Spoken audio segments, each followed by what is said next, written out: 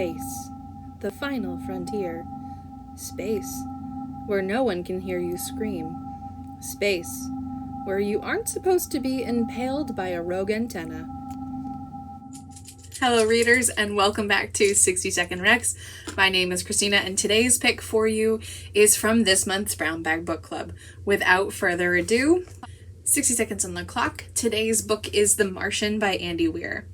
We follow mostly Mark Watney, someone who was part of a space crew sent to Mars, and he wasn't alive when they left him, or so they thought.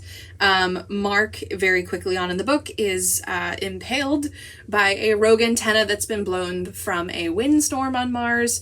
They believe him to be dead. There's no vitals in his suit, and they leave to return back because NASA has asked them not to stay. It's not fit for landing. They'll try again with the next Ares crew. But we find out pretty quickly that Mark actually survived due to some science with his spacesuit, the blood, the freezing in the air, and the climate on Mars. It saves him, and he's able to get himself into the hab that they have on set up for the crew. We then spend the rest of the book following Mark, and Mark is talking to NASA at some point, and they're trying to get him home.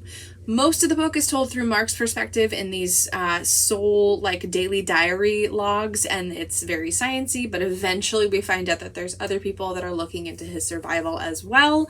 And so then the format of the book kind of changes a little bit, sometimes with text entries, sometimes with conversations with people at NASA and people working around the world to try to bring Mark Watney home.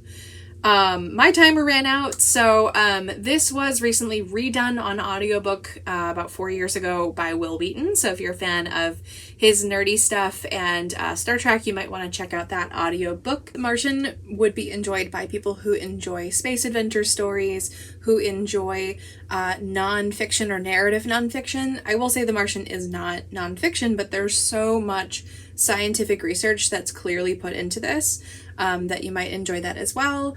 And also there was a movie made starring Matt Damon and a bunch of other great people from a couple years ago, so there's that. And either you want to check out The Martian or you don't, and I will see you next week.